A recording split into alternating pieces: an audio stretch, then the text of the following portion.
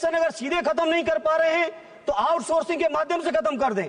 Outsourcing कर्मचारियों का इतना शोषण हो रहा है सभापति जी कि मनचाही एजेंसियां हायर हो रही हैं। श्री धर्मेंद्र यादव जी। बहुत बहुत धन्यवाद सभापति जी।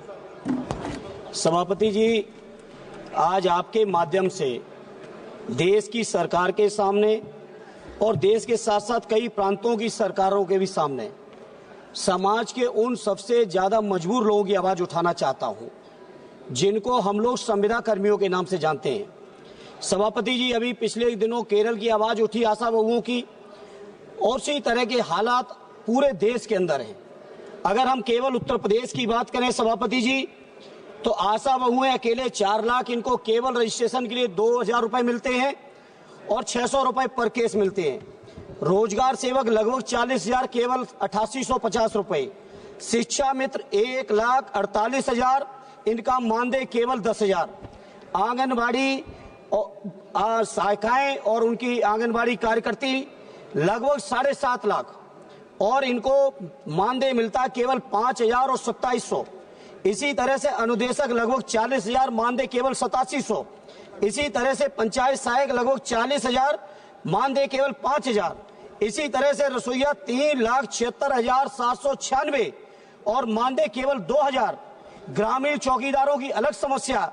सभापति जी, मैं आपके माध्यम से केंद्र की सरकार जिसने लगातार वादे किए रोजगार देने के, लगातार भाषण चलते हैं 5वीं अर्थव्यवस्था के, आखिर ये अर्थव्यवस्था, आखिर ये इतना जो देश के अंदर संपन्नता जो डंका बजा रहे हैं बीजेपी के लोग, जो बातें करते हैं बड़ी बड़ी, जो बातें करते हैं डबल इंजन की, जो बातें करते हैं दुनिया में सबसे बेहतर इकोनॉमी की।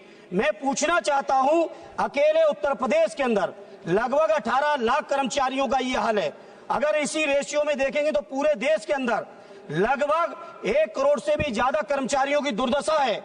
और साथ ही साथ सभापति जी, आश्चर्य इस बात का है, इसमें कहीं भी बाबा साहब भीमराव अंबेडकर जी के बनाए हुए संविधान में जो हमें रिजर्वेशन मिलना चाहिए दलित भाइयों को, जो रिजर्वेशन मिलना चाहिए पिछड़ों को, कहीं उसका कोई प्रावधान नहीं है। दिन नित नए षड्यंत्र, कैसे रिजर्वेशन को खत्म करें। रिजर्वेशन अगर सीधे खत्म नहीं कर पा रहे हैं तो आउटसोर्सिंग के माध्यम से खत्म कर दें। आउटसोर्सिंग कर्मचारियों का इतना शोषण हो रहा है सभापति जी कि मनचाही एजेंसियां हायर हो रही हैं। वो एजेंसियां अगर 10,000 रुपए सरकार पेमेंट करती है तो 3,000 से ज्यादा पेमेंट कर्मचारियों तक नहीं जाता है। सभापति 1 मिनट लेंगे बस, बहुत महत्वपूर्ण सभापति जी।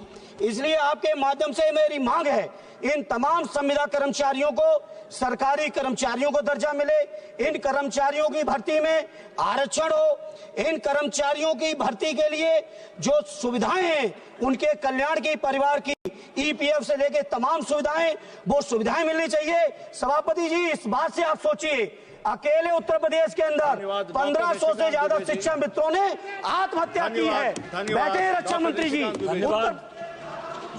धन्यवाद सभापति महोदय। धन्यवाद। आप बैठिएगा प्लीज, आप बैठिएगा, आप बैठिएगा प्लीज, आप बैठिएगा। सभापति महोदय, मैं जिस दिन से इस पार्लियामेंट में आया हूं, मैं लगातार एक मुद्दे के बारे में इस सदन का ध्यान आकृष्ट करते रहा हूं और सरकार को हमेशा जगाता रहा हूं।